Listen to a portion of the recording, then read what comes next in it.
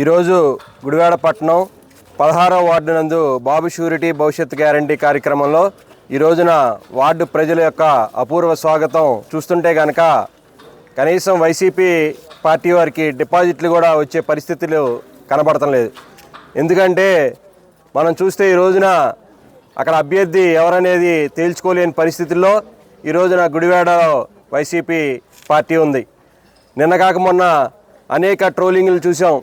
ఈ రోజున YCP party అభ్యర్థి ఎవరనేది ఇంతవరకు కూడా తెలియని పరిస్థితి. నువ్వు అదే ఈ కొడాలి నాని అభివృద్ధికి ఏమాత్రం పాటుపడకుండా గుడివాడ అభివృద్ధిని పక్కన పెట్టేసి ఏదైతే ప్రతిపక్షాలైనటువంటి చంద్రబాబు నాయుడు గారిని కానీ పవన్ కళ్యాణ్ గారిని కానీ విమర్శిస్తాం.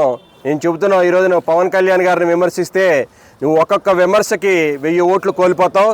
ఇప్పటికే అనేక విమర్శలు చేసి కనీసం రేపొద్దున నువ్వు వార్డుల్లో తిరిగే పరిస్థితులు కూడా పవన్ కళ్యాణ్ గారి అభిమానులు ఒప్పుకోరని చెప్పి మేము తెలియజేస్తున్నాం. కావాలని మాట్లాడితే దత్తపుత్రుడు అని చెప్పి అంటావు. నువ్వెవరు పుత్రుడివి? నువ్వు ఇంతవరకు గుడివాడ నియోజకవర్గంలో ప్రజలకు కనపడిన నువ్వు పవన్ కళ్యాణ్ గారిని విమర్శిస్తే కనుక ఖచ్చితంగా రాబో రోజుల్లో నీకు ప్రజాక్షేత్రంలోనే బుద్ధి చెప్తారు. కాబట్టి ఏదైతే ఈ రోజున పవన్ కళ్యాణ్ గారు చంద్రబాబు నాయుడు గారి నాయకత్వంలో ప్రజాప్రభుత్వంలో గుడివాడ నియోజకవర్గంలో వెనిగండ్ల రాము గారు అత్యధిక మెజార్టీతో గెలిచే విధంగా జనసేన పార్టీ నాయకులు, తెలుగుదేశం పార్టీ నాయకులు అందరం కూడా కలిసికట్టుగా కృషి చేస్తామని తెలియజేస్తూ జై జనసేన, జై తెలుగుదేశం. ఈరోజు 16వ వార్డులో బాబు షూరిటీ భవిష్యత్ గ్యారంటీ కార్యక్రమంలో ఈరోజు పాల్గొనడం జరిగింది. ఇంటింటికి మరి ఏ ఇంటికి వెళ్ళినా కూడా బాబు ఈసారి మీరే గెలుస్తారు, ఈసారి చంద్రబాబు గారు రావాలి, ఈ దరిద్రపు గవర్నమెంట్ పోవాలి, ఇదే మాట. ఇది రేపు మీరు వెళ్ళినా మీకు కూడా అదే చెప్తారు. ఖచ్చితంగా వైసీపీ వాళ్ళకి కూడా ఇదే చెప్తారు. ఈరోజు 16వ వార్డులో తిరుగుతూ ఉంటే ముఖ్యంగా ఇక్కడ అందరూ కూడా రోజువారీ కూలి చేసుకునేటటువంటి మనుషులు, భవన నిర్మాణ కార్మికులు. నువ్వు ఇసుకని బొక్కేసి పందికొక్కుల్లాగా ఎంతమంది భవన నిర్మాణ కార్మికులు పొట్టన పెట్టుకున్నారో మరి మీకు తెలుసు. ఎంతమంది పని లేక అల్లాడిపోతున్నారో మీకు తెలుసు.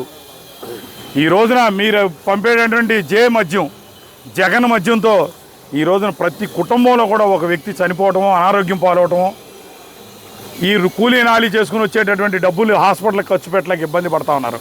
ఇది నిజం కాదా? అసలు ఏమి బ్రాండ్లు ఏంటి అచ్చంగా విషం అమ్మేస్తున్నారు ఆ షాపుల్లో. వీళ్ళు ఏంటంటే ఆ బానిసలు అయిపోయి పొద్దునుంచి సాయంత్రం దాకా కష్టపడి వచ్చిన డబ్బుల్ని ఆ షాపుల్లో కట్టి విషం కొనుక్కుంటా ఉన్నారు. చాలా దుర్మార్గం. ఒక్క పని చేసిన పాపాన పోలా, ఒకరికి పెన్షన్ ఇచ్చిన పాపాన పోలా. ఏ ఇంటికి వెళ్ళి వాళ్ళే చెప్తున్నారు, బాబు టిట్కో ఇళ్ళు మీరు ఇచ్చినయే ఇవాళకి మాకు హ్యాండ్ ఓవర్ చేయలేదు, ఇంకా కొంతమందికి మాకు ఎగ్గొట్టి వాళ్ళ తొత్తులు అందరూ అమ్ముకున్నారని చెప్పి చెప్తా ఉన్నారు. ఖచ్చితంగా టిట్కో ఇళ్లలో ఎవరికైతే అన్యాయం జరిగిందో వాళ్ళందరికీ కూడా ఇళ్ళు వచ్చే విధంగా రేపు తెలుగుదేశం గవర్నమెంట్ జనసేన కలిపి రాబోతూ ఉంది. తప్పనిసరిగా తీసుకుంటా ఉన్నాం. అట్లాగే పవన్ కళ్యాణ్ గారు ఆయన ఒక మంచి ఉద్దేశంతో నీతి నిజాయితీతో ఉండాలి, పేదవాడికి మనం న్యాయం చేయాలని చెప్పి ఎంతో ఉన్నత స్థానంలో ఈ రోజున సినిమా రంగంలో ఉన్నా కూడా అదంతా వదులుకుని ఈ రోజున పేదవాడి కోసం కష్టపడతా ఉంటే నోటికి ఏది వస్తే అది మాట్లాడతాం. సభ్యత సంస్కారం లేదు. ఇంట్లో ఆడవాళ్ళని మాట్లాడుతున్నావా, పిల్లల్ని మాట్లాడుతున్నావా, ఏం మాట్లాడుతున్నావు అని కూడా లేదు. ఈ విధమైనటువంటి ప్రజలు గమనిస్తూ ఉన్నారు. బుద్ధి చెప్పే రోజు దగ్గరలోనే ఉంది. మరలా మేము చెప్తా ఉన్నాం, ఈరోజు ఆల్టింగ్ డ్రైవరు, పర్మనెంట్ డ్రైవర్ అనే సమస్య లేదు. రావి వెంకటేశ్వరరావు నాయకత్వంలో ఇక్కడ వెనిగళ్ల రాము గారు అభ్యర్థిగా ఎలక్షన్కి వెళ్ళబోతా ఉన్నాం. మరి మీ అభ్యర్థి ఎవరో మీరు తెలుసుకోండి, మాకు సంబంధం లేని విషయం. తప్పనిసరిగా భారీ మెజారిటీతో రాబోయే ఎన్నికల్లో ఇక్కడ తెలుగుదేశం పార్టీ గెలవబోతా ఉంది. ఎవరైతే ఈ 5 సంవత్సరాలు అన్యాయంగా బలైపోయారో వాళ్ళందరికీ కూడా న్యాయం చేస్తామని తెలియజేస్తా ఉన్నాం. అందరికీ నమస్కారం. ఈరోజు 16 వార్డులో బాబు షూరిటీ భవిష్యత్ గ్యారంటీ అనే కార్యక్రమం మీద మేము నెల 15 రోజుల నుంచి ప్రతి వార్డు ప్రతి మండలంలో తిరుగుతున్నాము. అట్లాగే కొడాలి నాని గారు గడప గడపని వెళ్ళి వార్డుకు 2 ఇళ్ళు చూసుకొని ఇళ్లలో కూర్చొని నేను చేసేసాను, గడప గడప తిరిగేసాను అంటే అక్కడ జగన్మోహన్ రెడ్డి గారు కూడా నువ్వు తిరగలేదు, నువ్వు తిరిగింది రోజుకి 20 నిమిషాలే అని ఈయనకి టికెట్ కూడా ఇవ్వని పరిస్థితిలో ఉన్నాడు పాపం. ఆయన టికెట్ గురించి ఫైట్ చేయమానండి, బాగానే ఉంటుంది. తెలుగుదేశం జనసేన మీద ఆయన దుమ్మెత్తిపోయడం సబబు కాదు. ముందు టికెట్ తెలుసుకొని రండి స్వామి, వచ్చి అప్పుడు మీరు పర్యటన చేయొచ్చు. మీరు పర్యటన చేసి తీరా మీరు పర్యటన చేసిన తర్వాత ఇంకో క్యాండిడేట్గా ఉన్నిస్తే మీ బొచ్చి బోర్ల పడుతుంది.